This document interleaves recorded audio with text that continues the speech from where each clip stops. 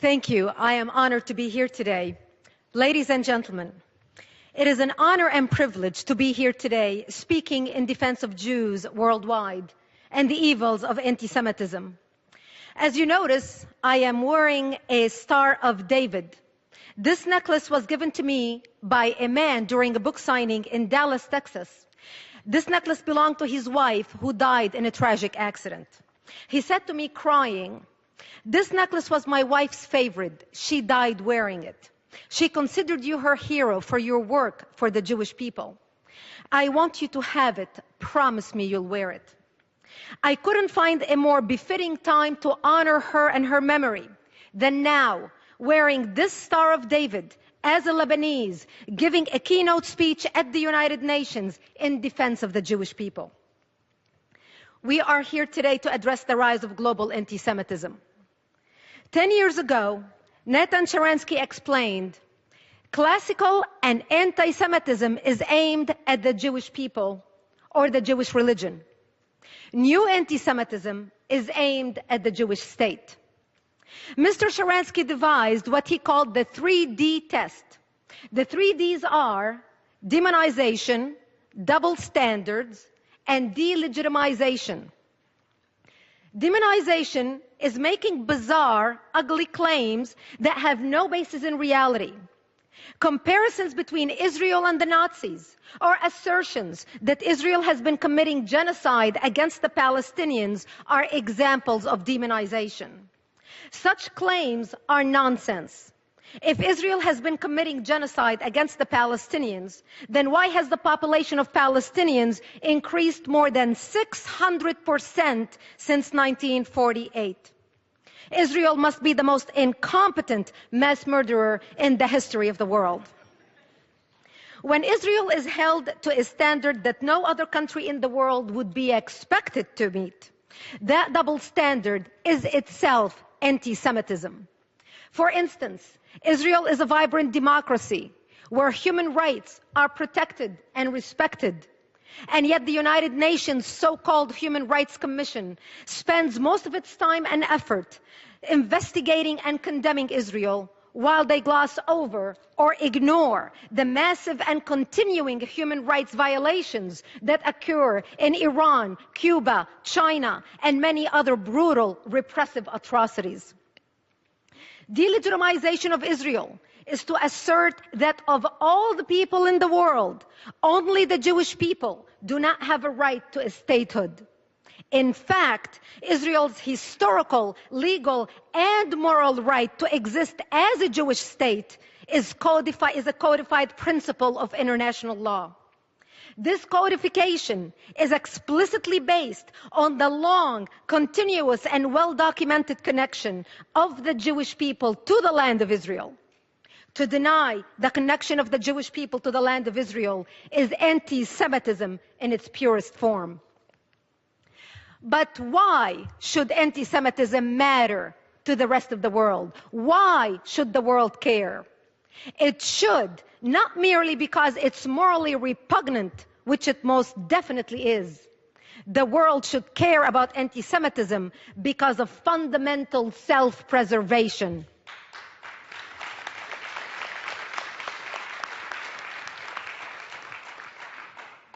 The stark truth is that the world stands at the edge of a deep, dark precipice.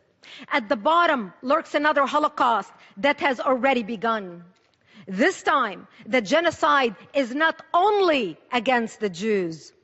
The so-called Islamic State had made it abundantly clear that it can be committed against non-Jews. ISIS persecuting and killing members of every religious, ethnic, and nationalistic community they encounter. ISIS is slaughtering Syrians, Iraqis, Lebanese, Palestinians. ISIS is slaughtering Christians, Sunnis, Shiites, Alawites, Kurds, Druze, and Yazidis. ISIS floods the internet with stomach-churning images and videos of mass executions, severed heads, and crucifixions. We see children slaughtered in front of their parents, and parents slaughtered in front of their children. This viciousness is a part of a calculated strategy explicitly intended to terrorize anyone and everyone who does not submit to their version of Islam. ISIS has officially declared its intent to rule the world. Their founding document, the declaration of their caliphate, bears the modest title, هذا وعد الله. It means in Arabic, this is the promise of God.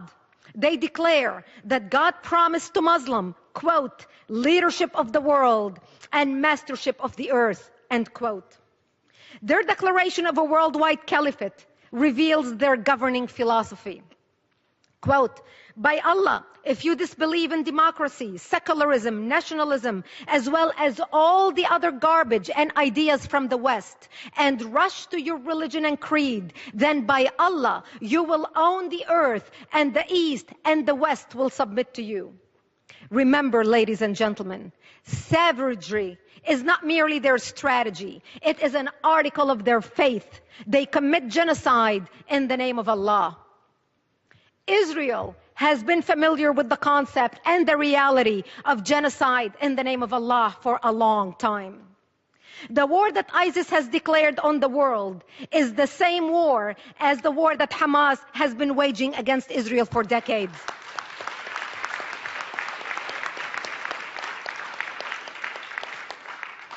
The only difference, again, is focus. ISIS seeks a worldwide caliphate. Hamas is focused on the destruction of Israel. However, their motivation, methods, and morals are the same. In terms of brutal methods and lack of morals, ISIS has recently shot, hacked, and killed its way to the top of the world's terrorist organizations. Meanwhile, Hamas has been committing mind-numbing mass atrocities for decades. They used to wrap their children in dynamite and nails and send them to blow up Israeli buses and restaurants. They rejoiced at the deaths of Israeli children and glorified the deaths of their own.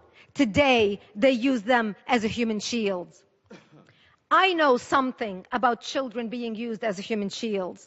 In 1976, when I was 11 years old, Palestinians in South Lebanon used me and my family as human shields. They employed exactly the same technique that Hamas uses in Gaza today. They set up artillery or rocket launchers in front of my bomb shelter and fired a barrage towards Israel. They would pack up and run as quickly as possible, leaving my family to the devastation of return fire. Today, Hamas hides behind human shields on a much larger scale. Hamas routinely uses schools, mosques, hospitals, and other civilian locations for weapons storage, missile launch sites, and other military purposes. They fire rockets on martyrs from these places with the explicit intention of drawing return fire from the Israelis, hoping that they will produce photogenic civilian corpses for display in the media. Hamas and ISIS share a common motivation. They want to impose Islam. This is the charter of Hamas, and it is in ISIS's declaration of the caliphate.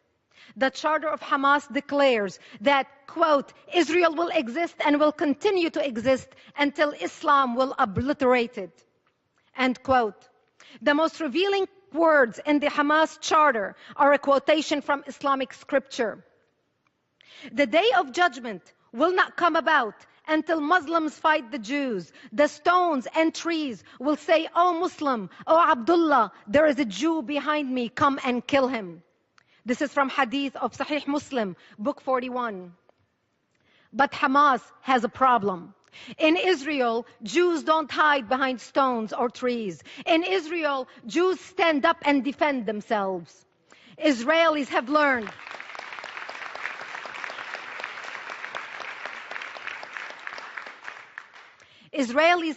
from history that if someone repeatedly says they're going to kill you, they mean it. A lesson the world is only now learning.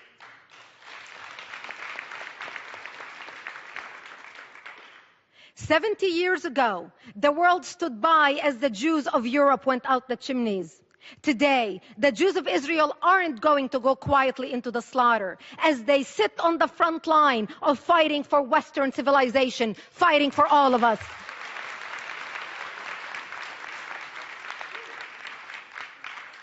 Those who seek to exterminate the Jews are not going to stop with the Jews. That should have been the lesson of the Holocaust. That must be the lesson of the rise of ISIS. Once the international mass murder of innocent civilians was legitimized against Israel, it was legitimized everywhere, constrained by nothing more than the strong-held beliefs of those who would become the mass murderers.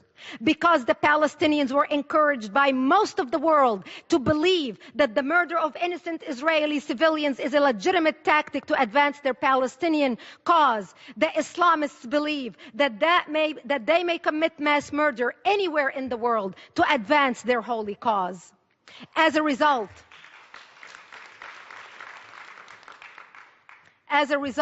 we suffer from a plague of terrorism, Islamic terrorism, from Moscow to Madrid, from Bali to Beslan, from Nairobi to New York, authored and perfected by the Palestinians. Israel and the United States are not separate targets of Islamic terrorism. The whole world is their target, and the world better learn this lesson and learn it fast.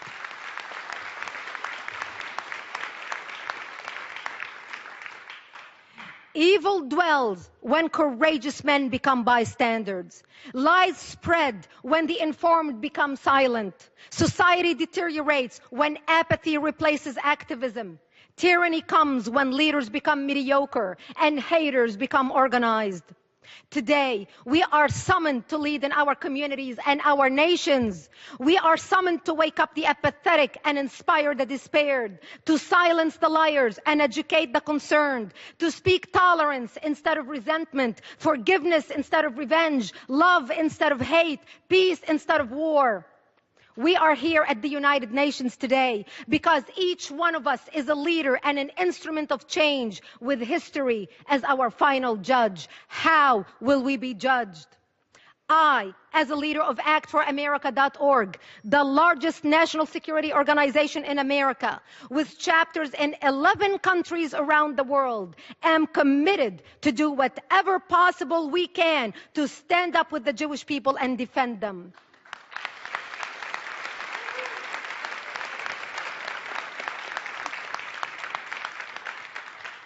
The civilized world must band together in solidarity to ensure that people of all faiths can live in peace and harmony, and that Jews are never persecuted and victimized by barbaric, murderous ideologies ever again. That Jews can walk in any street in the world with their head held high and safe. That Israel, the Jewish state, the only democracy in the Middle East, continues to shine as a beacon of light in the darkest regions of the world. Thank you for having me here today. It's been an honor. Thank you. Thank you.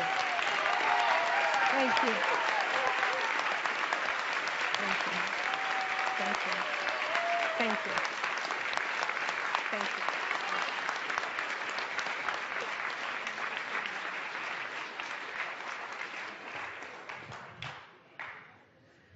Thank you, Ms. Brigitte Gabriel.